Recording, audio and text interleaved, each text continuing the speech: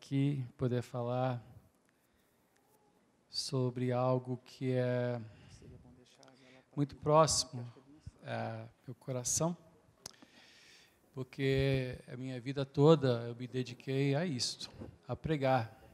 Eu sou filho de pregador, sou neto de pregador, sou bisneto de pregador, sou sobrinho neto, sobrinho bisneto de pregadores. Aliás, a minha família, que vem da Escócia, e todos os clãs escoceses vieram de fato da Irlanda, exceto 2 clãs. Um veio dos vikings, um dos franceses, e o resto veio da Irlanda.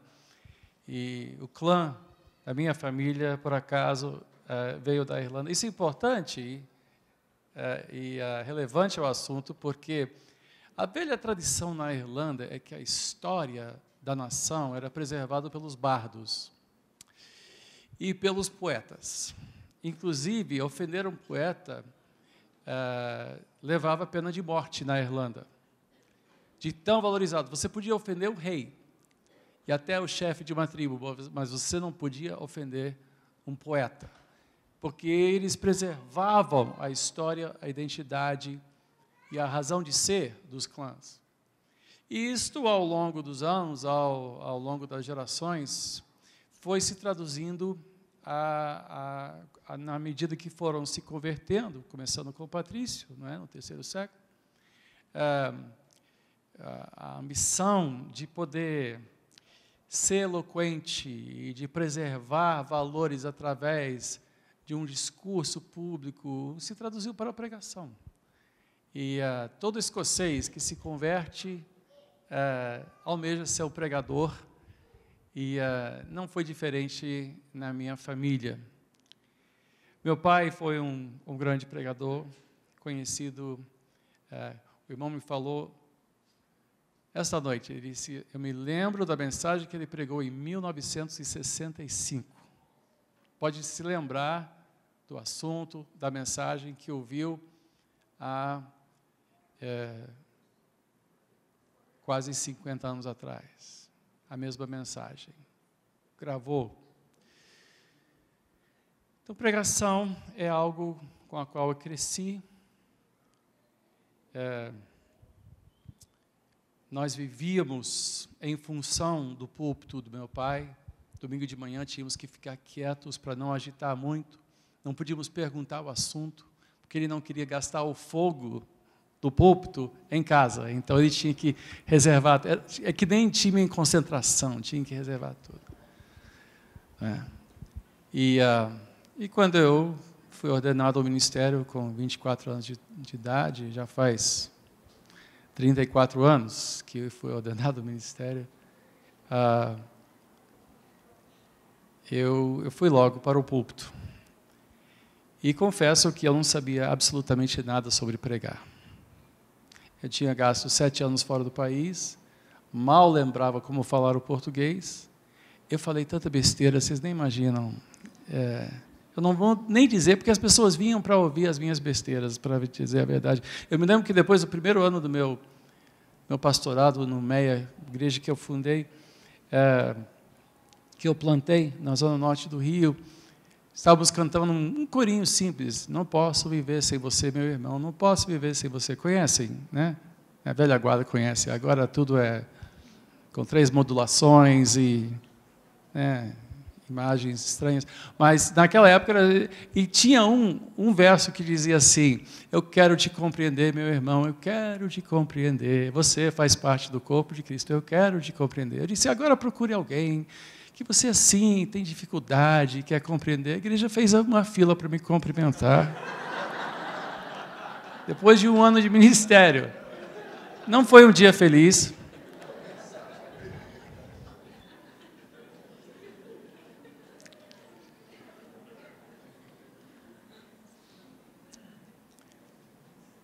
Pregação evolui com a nossa experiência. Há muitas coisas que eu não compreendia quando eu comecei no ministério. Eu não entendia o quanto pessoas viviam com dor.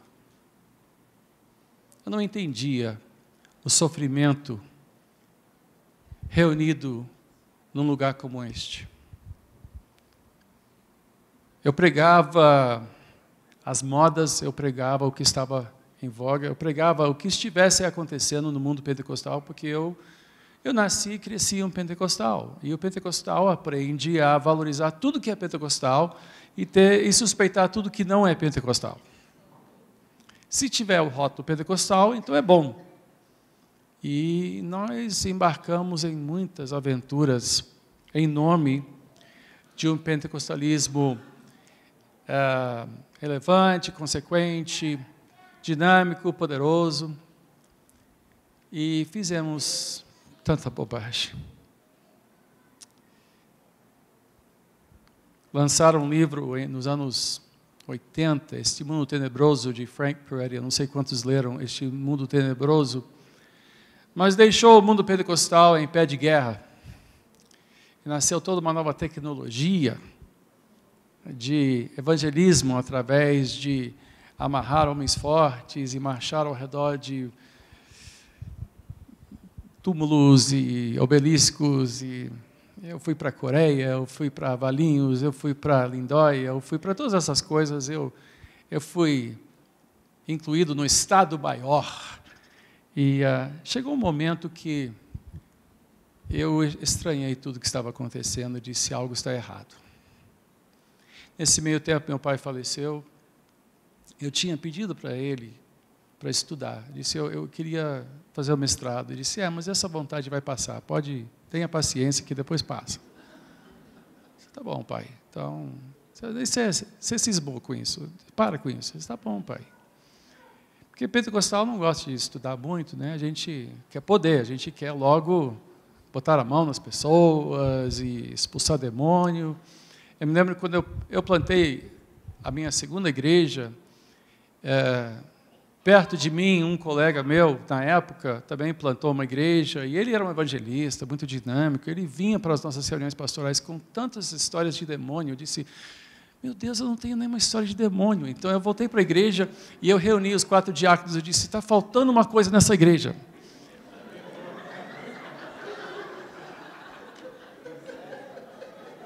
Está faltando demônio nessa igreja. Nós não estamos fazendo o nosso trabalho. Então nós oramos e pedimos a Deus. E quando a gente pede, a gente recebe.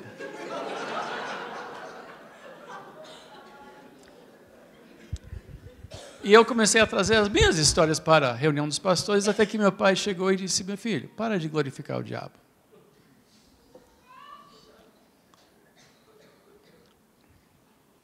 Voltei a estudar.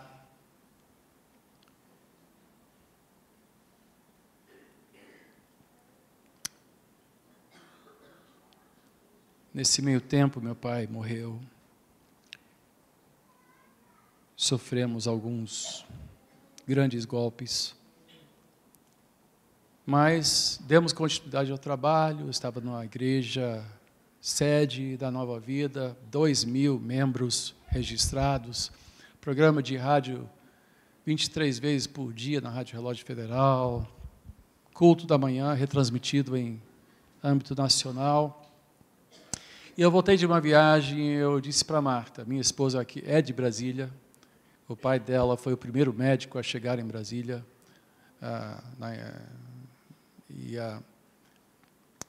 eu disse: nossa vida vai mudar. E eu entreguei meu púlpito e fui pastorear 90 pessoas no Recreio dos Bandeirantes para plantar a nova catedral, a nova sede. E tudo que eu sabia fazer não deu certo.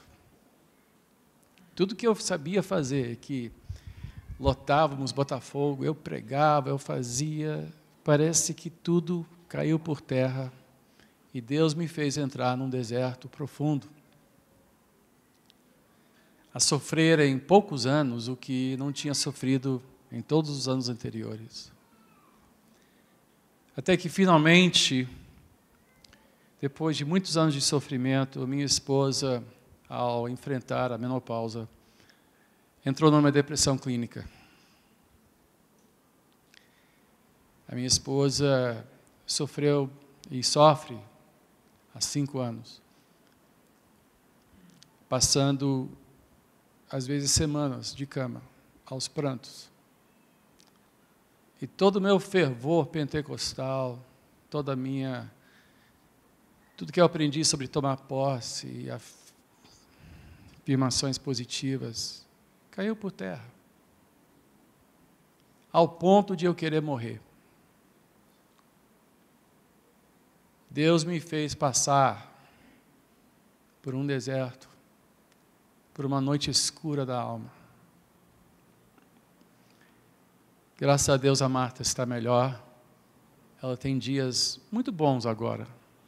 Nem todos são, mas dias estão melhorando. O sofrimento prolongado não nos ensina. O sofrimento prolongado nos transforma. Nos quebra por dentro. Tira toda a nossa pretensão em oração. As fórmulas não funcionam mais. Tira toda a nossa fé em definições fáceis. Tira toda a nossa ambição. Nos sangra. Até que não há ambição. Até que a alegria se torna inimaginável, a não ser no céu. Refaz a nossa vida. Hoje, aos 58 anos de idade, eu sinto como se estivesse reaprendendo a pregar. E esta noite eu vou compartilhar com os irmãos o que eu creio ser a natureza da pregação, a sua urgência e o que é de primeira importância ao proclamar o Evangelho. Em Atos 17, os primeiros 7 versículos, eu gostaria de abrir com os irmãos e ler. Atos, capítulo 17.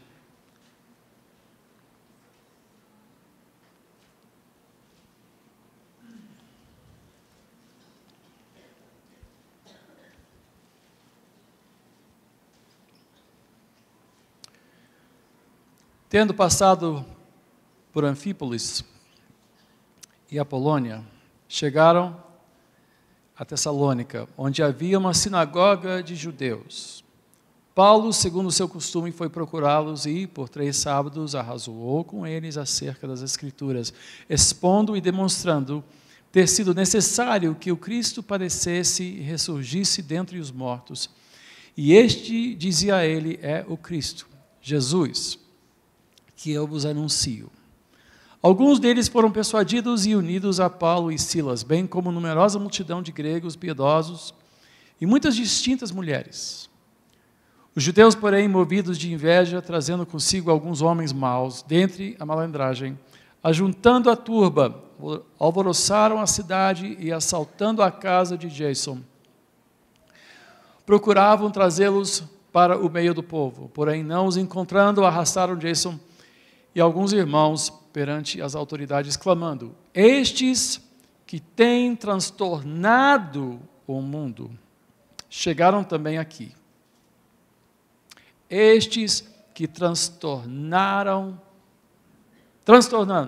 transtornado o mundo, chegaram também aqui. Vamos orar. Nosso Deus e Pai, ao abrir as Escrituras esta noite, eu peço a Tua ajuda.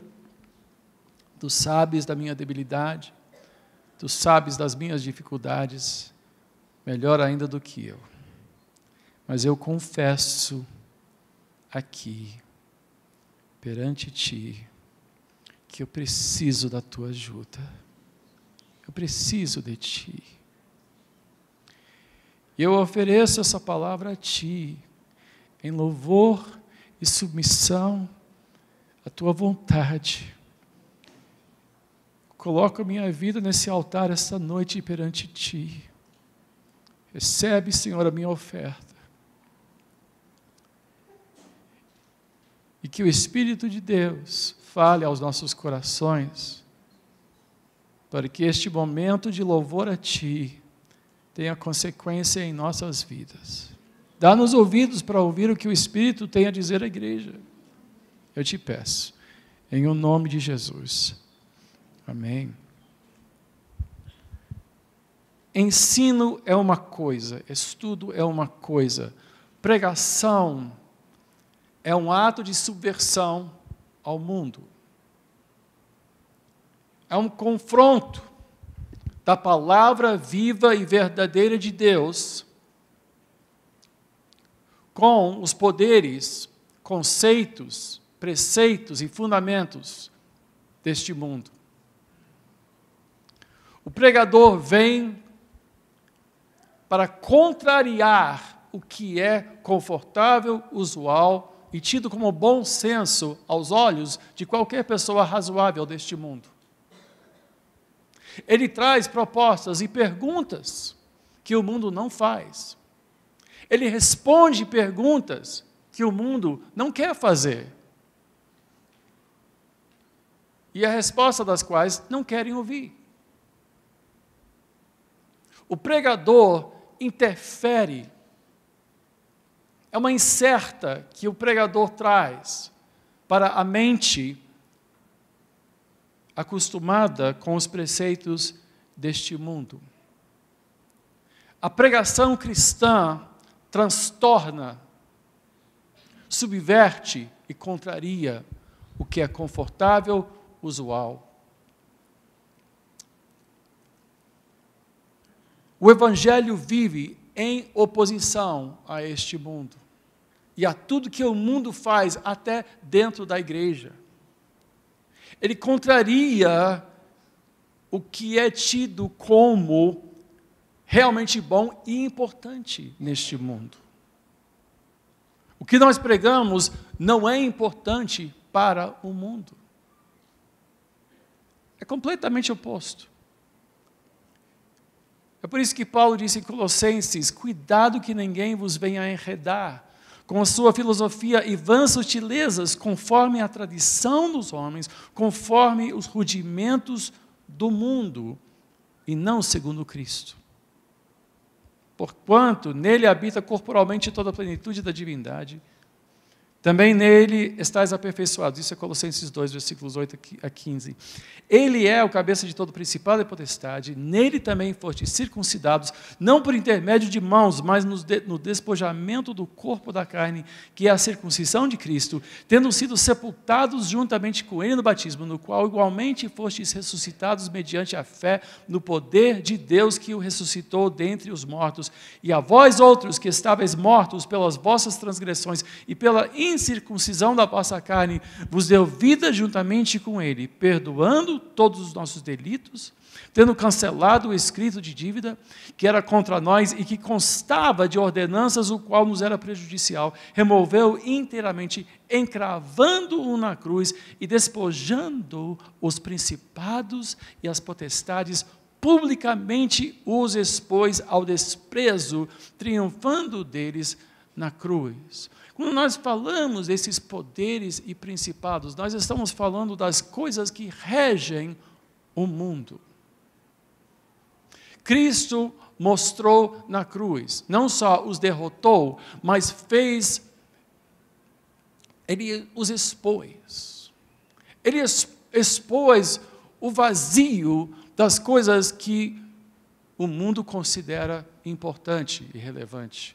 Ele expôs o ridículo e a falta de poder de coisas que se dizem poderosas. Ele expôs a vaidade e o vazio desta vaidade que o mundo nos ensina a buscar. Pois principados se disfarçam e eles se disfarçam em certos valores. Mamon se expressa no amor ao dinheiro. Diana, em luxúria e imoralidade. O Sol Invictus, em violência e poder e fama. Ele mostrou como são impotentes perante o poder de uma vida que vai para a cruz. Uma vida vivida vislumbrando não o mundo. Por isso, Em Filipenses 2, Paulo disse: tende em vós este mesmo espírito que houve, esse mesmo modo de pensar que houve em Cristo Jesus, que não viu como usurpação ser igual a Deus, mas ele tomou o lugar de servo, se esvaziou, tomou o lugar de servo, foi obediente até a morte. Ele desprezou aquele momento, por quê? Porque ele vislumbrava algo além. Ele aceitou ser menos, ele se esvaziou. Ele aceitou ser desprezado, ele não protestou a sua importância.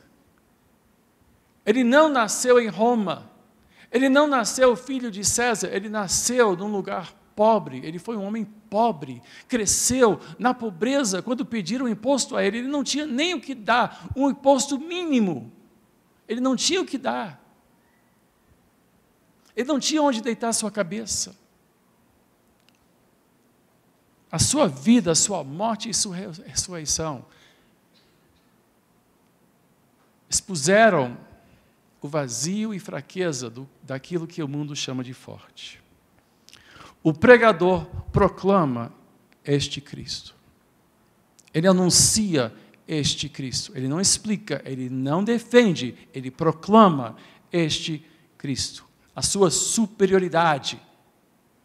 E ele chama pessoas na intenção não de melhorar o mundo, mas chamar pessoas para fora do mundo. Esta é a eclésia, é a assembleia dos que foram chamados para fora.